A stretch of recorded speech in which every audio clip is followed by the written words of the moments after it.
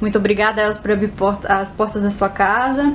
Elza foi militante da Ação Popular, trabalhava na Secretaria da Fazenda quando foi presa pela Operação Bandeirantes, em novembro de 1969. Ficou presa por 2 anos, tendo passado pelo DOI-CODE de São Paulo, o DOPS e o Presídio Tiradentes. Por sua importante atuação na luta pela transformação museal do prédio do antigo DOPS em memorial, estamos realizando essa entrevista para falar sobre a luta da sociedade civil para preservar as histórias de repressão e de resistência durante a ditadura no prédio. Elza, fala um pouquinho pra gente como foi a sua participação, como você começou a se envolver nas reuniões do Fórum de Ex-Presos e Perseguidos Políticos de São Paulo? Então, foi depois que quando eu fiquei presa durante 2 anos. Eu saí logo em seguida do país, fui para a Argentina, da Argentina fui para o Chile, do Chile fui para o Peru, do Peru fui para Paris, na França, e trabalhar no Comitê Coordenador de Serviço Voluntário Internacional. E foi uma experiência muito rica de ter a oportunidade de acompanhar de perto os diferentes movimentos sociais que estavam acontecendo.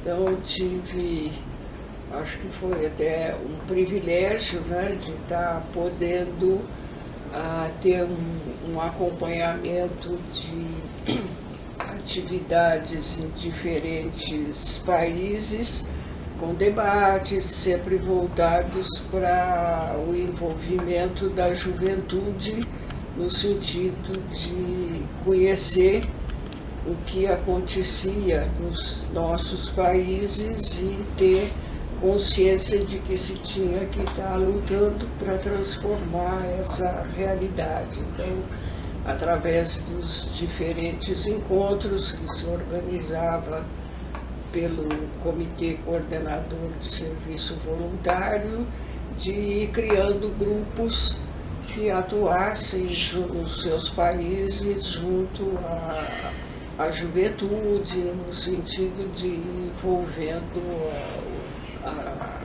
os vários possibilidades de transformação da realidade local.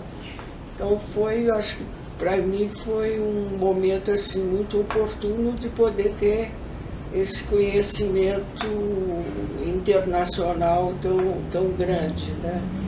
E de ter tido oportunidade de, mesmo em momentos difíceis, né, de agressões, né, dos países, mas de se poder ter uma forma de ter debate, de ir para as universidades, conversar com os alunos, organizar esse tipo de excursão, onde você vai debater o que está acontecendo. Então, acho que foi um momento assim muito significativo, até poder voltar outra vez só com a reabertura política de 1979, né?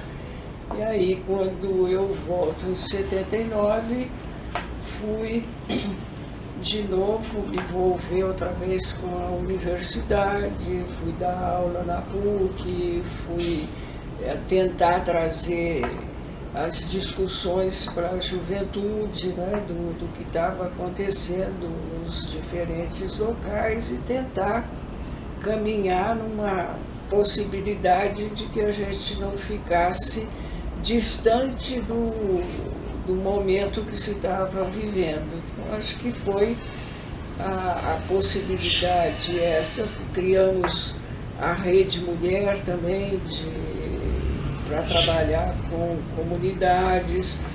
Começamos a fazer viagens dos diferentes estados para poder fazer então encontros e fazer com que a sociedade local se envolvesse, né, nas discussões, visse o que estava, o que não estava sendo possível de acontecer.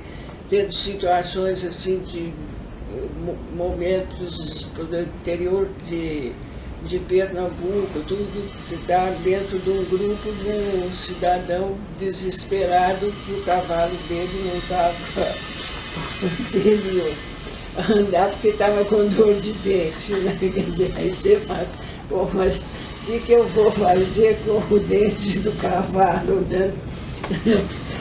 Impraticável ter uma solução, mas o senhor procura, deve ter algum lugar aí que alguém possa ver o que estava acontecendo. Então, assim, são situações que se de repente fala assim, pô, eu estou dentro de um outro debate, numa comunidade rural, tudo, para ele, lógico, o cavalo era imprescindível para o trabalho dele. Agora, não adiantava ele querer que quem estava dando aula fosse poder resolver o problema do cavalo, né, do dente do cavalo. Então, acho que assim, você tem de um lado, parece brincadeira, tudo, mas são situações reais. E se você for pensar, realmente para ele o cavalo, se estava com problema, atrapalhava toda a atividade dele, né? Mas aí você começa a ver assim, como às vezes uma coisa tão pequena e que você nem tem a dimensão de que isso pode acontecer, você está sendo obrigado a resolver. Ou, por exemplo, assim, no outro, tem nas quebradeiras de coco, né, do Maranhão, elas quebravam o coco entre o dedo do pé, né? Entre um dedo e o outro, punham o coco e com a machadinha cortar, né? Aí você fica desesperado de ver, fala assim, meu Deus do céu, se vai no dedo, perde o dedo, né? Quer dizer, então essa vivência foi trazendo também todo um outro lado de que você tinha que estar discutindo, de dar aula em faculdade, tudo, e de outro lado, vendo a realidade da nossa população e as suas limitações, né, para solucionar os problemas locais, né? Então, eu acho que isso deu, por outro lado, assim, um aprendizado também muito forte, né, de você, pelo período que estava, numa época no Peru, e era uma região montanhosa, que a gente estava tentando conversar com os trabalhadores para ver o que dava para ser feito, um frio lascado, né?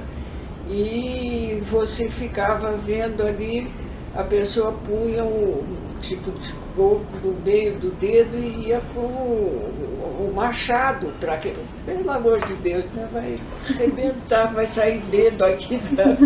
Tudo que é lá. E aí você fala assim, nossa, como é que de repente uma coisa é você ter toda uma informação de formal, né, acadêmica, tudo, e a outra é a realidade das nossas populações, né? Então toca tentar discutir os vários centros de formação, como é que dava para ser feito. Depois teve uma experiência muito forte, muito bonita também no Panamá. O Panamá tinha um hospital infantil e que fazia um trabalho totalmente diferenciado do que a gente conhecia, que era de ter dentro do hospital, o diretor chamava os médicos para que informassem as populações quais os cuidados que deviam ter nas suas localidades e fazia com que os estudantes da área da saúde fossem até os locais onde moravam as pessoas para conhecer. Então, essa proximidade toda dava, assim, uma visão de que você não podia estar distante, né? Não é você chegar, dar uma aula maravilhosa, vira as costas e vai embora. Então, trazer para dentro do hospital as mães, trazer para dentro do hospital o atendimento, e foram experiências riquíssimas. Por exemplo, num dos dias eu estava as pessoas estavam tendo treinamento de como aplicar a injeção, né? E aí estava uma senhora, que era que estava naquele dia, né, sendo a responsável, eu deixei ela me dar a injeção, né? Aí o diretor do hospital veio desesperado, falou: mas como que você se permite isso? Eu falei: mas eu tive com ela de manhã na casa dela, eu vi todo o envolvimento, ela não ia errar, ela ia fazer certo, né? Então foi toda uma experiência, né, que a gente normalmente ficava só na parte teórica, né? Eu falei: não, tem que ir conhecer, tem que ir ver onde é que a pessoa mora, como é que eles fazem os trabalhos, né, na comunidade, quem são os que estão indo para dar orientação e dar todo um acompanhamento. Então a gente foi aos pouquinhos, assim, se de um lado teve toda a agressão de período de tortura, de envolvimento, de outro lado, depois, aos poucos, nessa vivência em diferentes locais, você acaba tendo todo um outro aprendizado, né? E aqui, por exemplo, essas quebradeiras de coco, elas põem aquele coco no meio do dedão do pé, entre um dedo e outro, e com a machadinha no meio para tirar a castanha, né? Você vai assim: pô, acho que o dedo vai voar, né? E não, né? Quer dizer, cada local tinha a sua prática, experiência, né? A sua prática.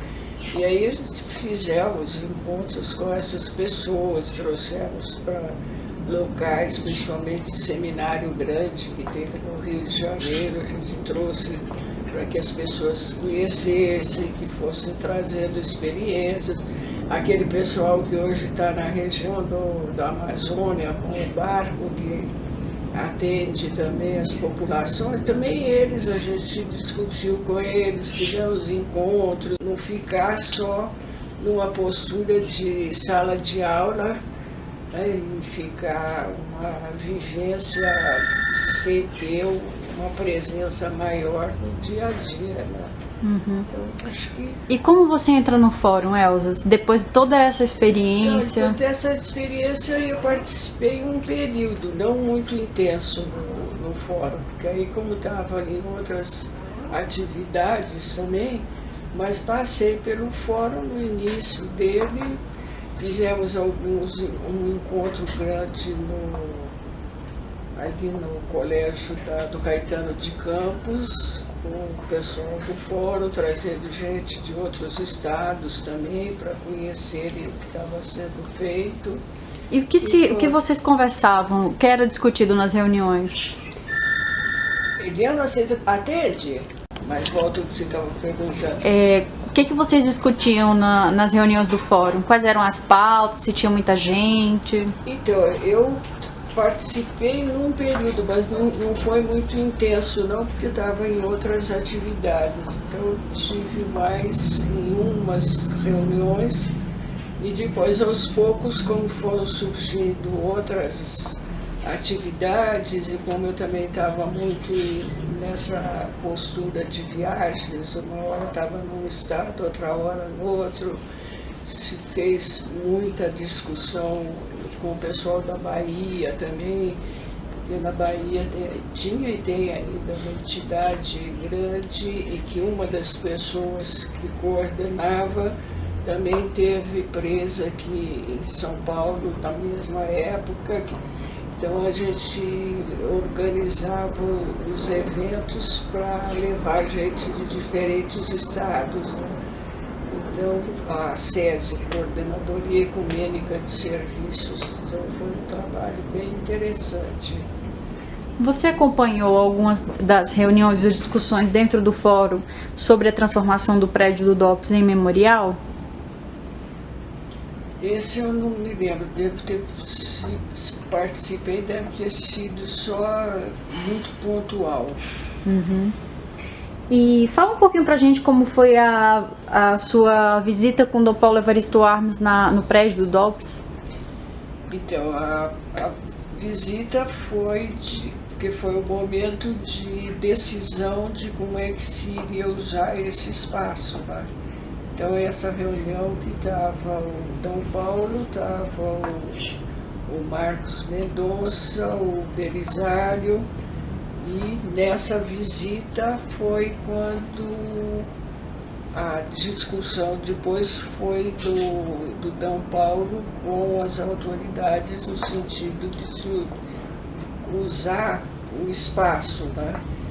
E aí que foi, eu acho que assim, o marco de depois como é que a gente usaria esse espaço, porque o momento anterior tinha tido outro nome, né? Memorial da Liberdade. Memorial da Liberdade. E a gente achava que esse não representava o que havia acontecido ali naquele espaço, né? E que a necessidade era de a gente ter um outro olhar para essa utilização, e aí a gente começou a ter um espaço que eu acho que esse que foi importante, de estar junto com o Marcelo Araújo, de estar vendo que possibilidades a gente podia ter nessa localização, né? Quer dizer, em vez de ficar como estava antes de Memorial da Liberdade, na verdade não era isso que estava acontecendo, né?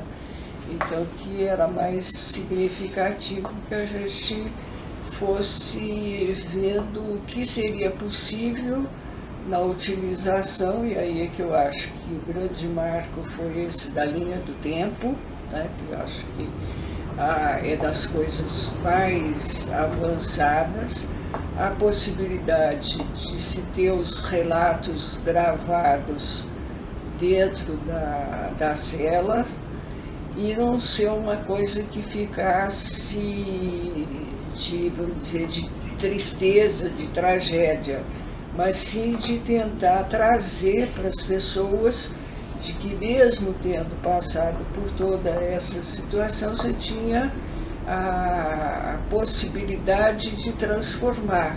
E aí é que eu acho assim, que é o papel dos seres humanos, né? Quer dizer, a gente ter um passo de transformação para que não mais aconteça, né? Então, que dentro dessa ótica, o que a gente poderia fazer? E foi daí que também se começou a ver que seria importante trazer as escolas para dentro do espaço, de ter um debate com eles para que eles soubessem, né, o que aconteceu, e que aos poucos os professores se interessassem. E acho que a gente conseguiu, porque hoje o espaço está sempre muito concorrido, muito visitado, as escolas querem estar presentes, né?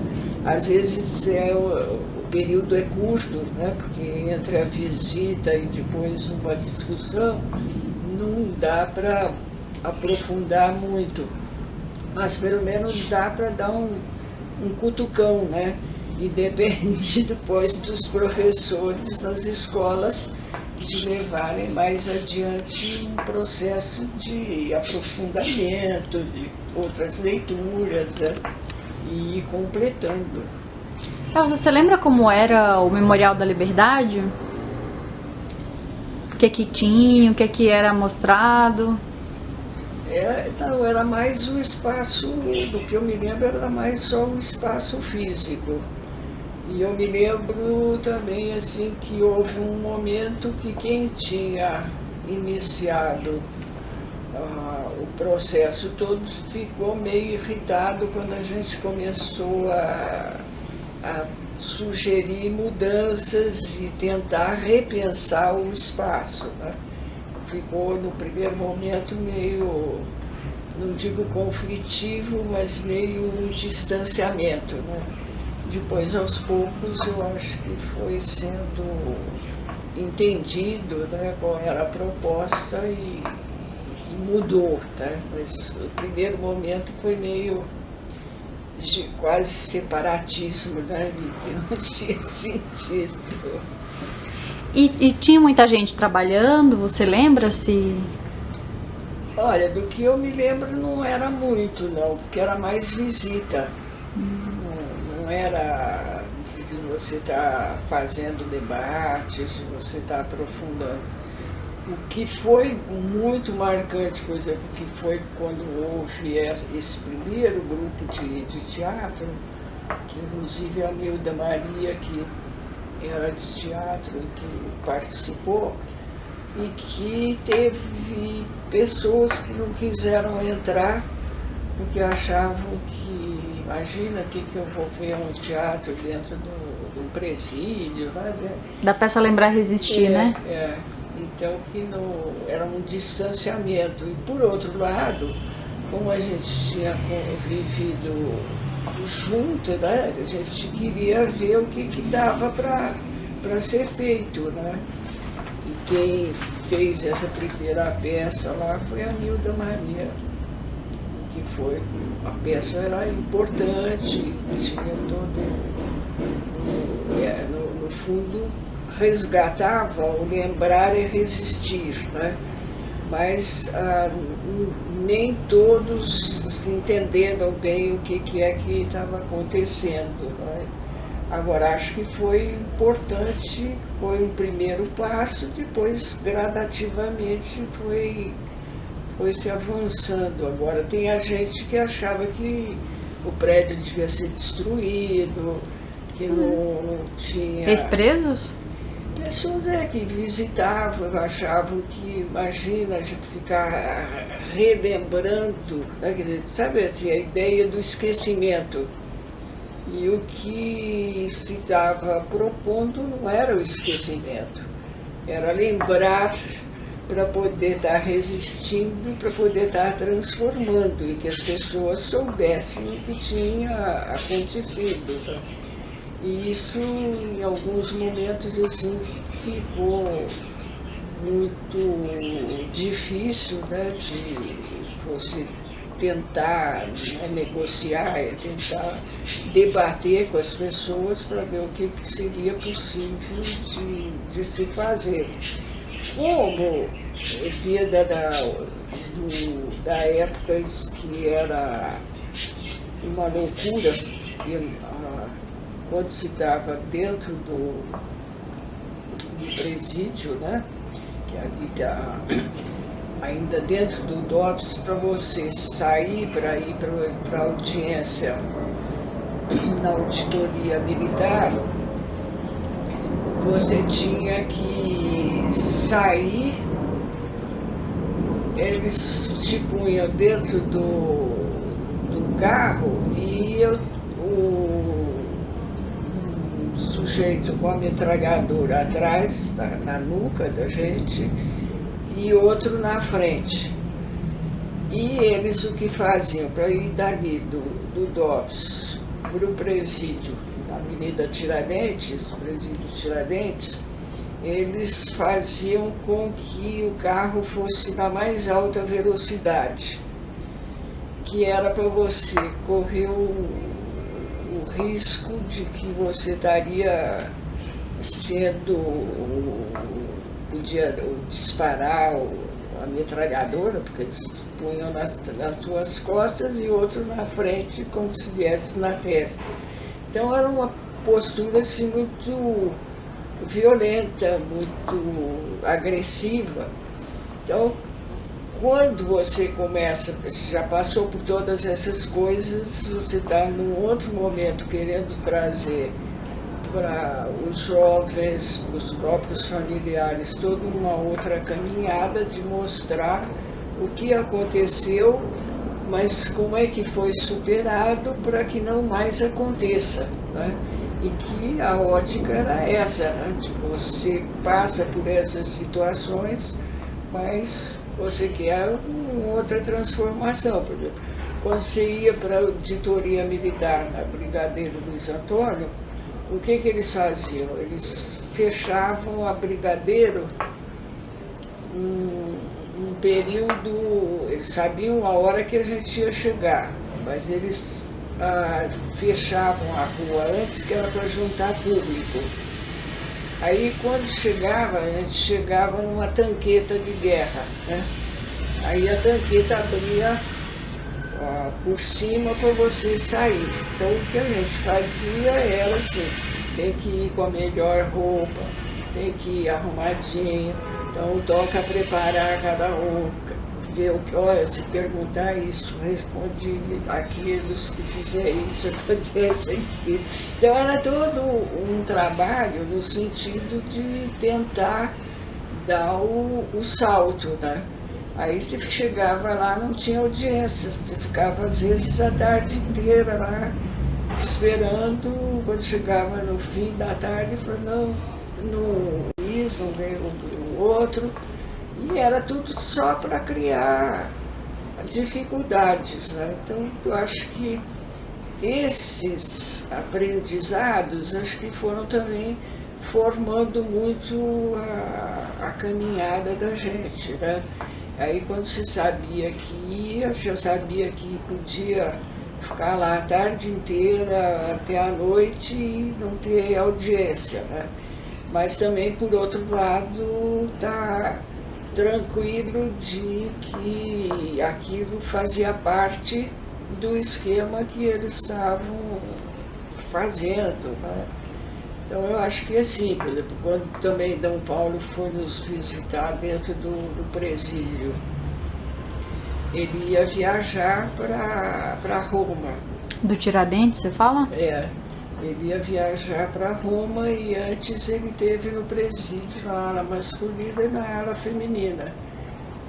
E ele, depois, quando chegou em Roma, estava a delegação brasileira esperando e dizendo que não podia falar nada do que tinha visto, nem nada. Então, era um momento muito intenso porque às vezes as pessoas não têm a dimensão de que tinha vínculos nos vários locais, né? Quer dizer, não era uma coisa assim de que não tivesse um controle, eles tinham um controle de tudo, né?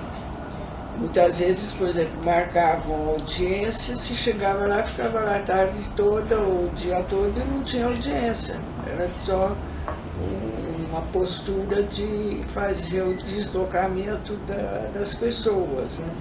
Então essas coisas, o que a gente tentava era assim, por outro lado, tentar mostrar, ainda que só no visual, de que a gente não era nenhum borra-botas que estava, né, deslocado, não. Então a gente punha a roupa melhor, uma emprestava uma coisa, outra emprestava outra, tudo para poder chegar bem, acompanhar de perto e poder dar um salto, né, na visibilidade de quem ficava ali na calçada, porque a gente saía da tanqueta e a população gritava terrorista, terrorista. Então você tinha que ir de alma lavada, né? Pra não... Dá de volta, né? É. Elza, você teve uma participação muito forte durante a ditadura e depois da ditadura, né, de solidariedade, de luta pela justiça, pelos direitos humanos, especificamente no caso do DOPS, do prédio do antigo DOPS, né, e essa luta por transformar ele em um memorial. Por que você se envolveu nessa luta? A pessoa Elza falando. É que eu acho assim que era importante que eles não destruíssem o espaço, porque podiam, da mesma maneira como tem toda aquela parte de arte, né, de exposições e tudo, podia ter ficado tudo só com isso, né? E aí você não tinha memória do que aconteceu ali. Como eles já tinham destruído o da Avenida Tiradentes, né? Porque o da Tiradentes é impressionante porque era uma construção da época ainda dos escravos, né?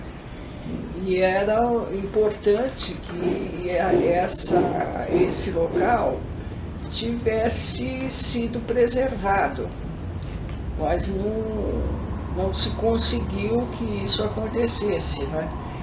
E hoje só se conseguiu ficar com aquela entrada, né?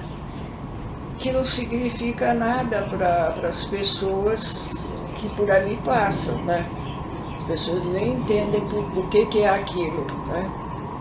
Então, acho que sim, se tivesse tido outra forma de conservar o espaço, ele poderia também ter sido transformado num espaço de memória e trazer, porque era inclusive assim, a construção era ainda da época de escravos, e ela tinha escada de um lado e do outro para chegar na parte de cima. Então era uma coisa assim muito forte, né? Quer dizer, um prédio que estava... Eles ficavam muito irritados porque no momento só tinha a prostituição, que eram as prostitutas que caminhavam pela cidade e que aí eram levadas para dentro do presídio. Ficavam lá 2, 3 dias, aí punham em liberdade. Agora, um lado do prédio, como construção histórica, tudo podia ter sido preservado. Agora, na verdade, não queriam ter essa imagem de ter tido presídio lá, quer dizer, presídio fica o presídio lá que ainda tem, né, das regiões da cidade. Pode passar. Você está corajosa porque está frio. Passa. Então, acho que assim, na verdade, se a gente tivesse tido a possibilidade de outros espaços, talvez se desse mais visibilidade a tudo que aconteceu, né? Você tem mais espaços físicos. Acho que assim, o fato agora de, por exemplo, ali o DOI-CODE, o DOI-CODE está totalmente desestruturado do que era, tá? É importante que se tenha esse espaço e que ele seja preservado, mas eles já destruíram grande parte do que era. Na verdade, você tinha aquela parte que tem, né, do fundo, mas tinha uma parte que você saía dali e entrava num espaço que era escuro com água que corria pela parede. Isso não tem mais e tem já construção ali que é ligado ao outro terreno. Então, não tem como usar como o que era. Você pode ter agora de ter um espaço, mas tem que sair de lá também aquela delegacia, né? Porque ficar com a delegacia não tem nada a ver com o momento da época. Por outro lado, eu não sei se realmente se vai conseguir ter, apesar de falarem que sim, que vai ser preservado, mas já não é mais o que foi, tá? Então, você não vai reconstruir o que era, né? Vai ter que ter um espaço ali de memória, um espaço que possa estar tendo como local das pessoas serem informadas do que ali aconteceu. Mas como nós ainda somos um país desmemoriado, eu acho que não sei, eu acho que para minha geração acho que já não vai dar para a gente ver esse espaço com um outro olhar, com todo um outro tipo de conhecimento, de debate, sabe? Porque eu acho que foi bonito o ato que teve agora, talvez até mais forte do que o do outro ano.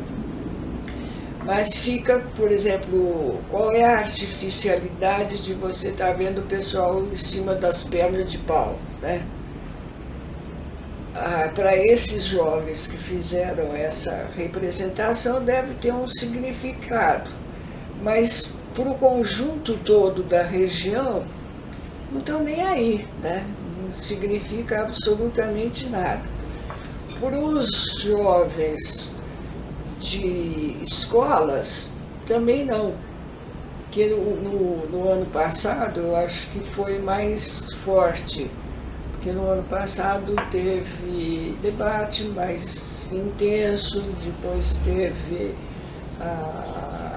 uma projeção grande de cobertura de imprensa, teve vários colégios que fizeram debates. Eu, por exemplo, saí de lá e fui para o Colégio Equipe para debate, que foi um debate de 3 horas, com o colégio lotado com os alunos e os pais de alunos, e estava eu e o filho do Rubens Paiva, né? E o pessoal não queria deixar a gente ir embora, né? E ele estava com um filhinho de 1 mês, ele queria ir para casa. Eu falei, acho que não vai dar para a gente sair rápido, tem que ficar mais tempo, né? Mas agora, são coisas assim muito pontuais, né? E a gente não está conseguindo ver que tenha uma visão mais ampla, mesmo nos colégios, nas escolas, tudo.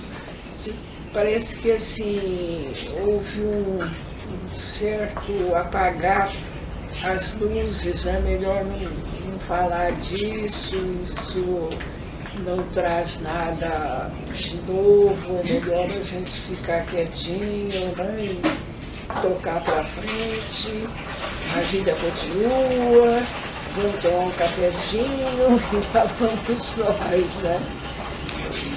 Oi, Elza, e depois de toda essa trajetória, todas essas lutas, agora especificamente sobre o prédio do DOPS, né? Valeu a pena?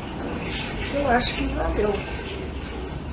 O memorial hoje ele cumpre o papel que vocês, enquanto ex-presos que viveram naquele lugar, que a gente gostaria de ter. Eu acho que, e eu vejo assim que vem muita gente de outros estados e que ficam muito impressionados, né, de chegar ali, por exemplo, há pouco tempo. Foi incrível isso. Teve uma amiga que a gente trabalhou junto no Peru, e hoje ela mora em Brasília, separou, e ela foi no memorial, reconheceu a minha voz, aí ela foi atrás do pessoal para ter o meu telefone, aí ligou, eu quero te encontrar porque eu reconheci na hora a sua voz. Eu falei, não, tudo bem, vamos encontrar, né? Aí você fica vendo assim, é uma coisa pontual, mas assim, o que não deve ter acontecido para várias outras pessoas que cruzaram com outras pessoas que ali estiveram e que reconhecem, né? Então, eu acho que sim, o marco do memorial, eu acho que ele foi muito forte. Acho que nem sempre as pessoas que vão para as exposições fazem visita nessa parte, tá? Mas acho que de todo modo as pessoas têm conhecimento do que ali aconteceu, né? E isso eu acho que vai marcando, né, de ter mais possibilidades de trazer debates, de se tiver professores que tenham interesse que os alunos saibam o que aconteceu no período autoritário, né? Então é uma forma de desafiar, né? E isso é que eu acho que é o mais forte do espaço todo. Então, por mais que tenha pessoas que às vezes ficam achando, imagina, outro debate lá no memorial, mas o que é isso? Não, é importante. É importante que as pessoas saibam o que aconteceu, como aconteceu. Acho que também quando foi aquele pessoal todo que mexeu com a questão do futebol, nossa, o que o pessoal ficou impactado, porque eles foram para um tipo de debate, mas vinculado com o que tinha acontecido também em outros países, né? E de repente eles se dão ali com aquela realidade, o que eles conversavam no café era impressionante, né? Bom, é isso, Elza. Eu só tenho que te agradecer. Você quer falar alguma coisa antes de encerrarmos? Acho que não, acho que parabenizar de vocês estarem registrando para que não mais aconteça, né? Que a gente tem que estar trazendo essa caminhada e tocar para frente, né?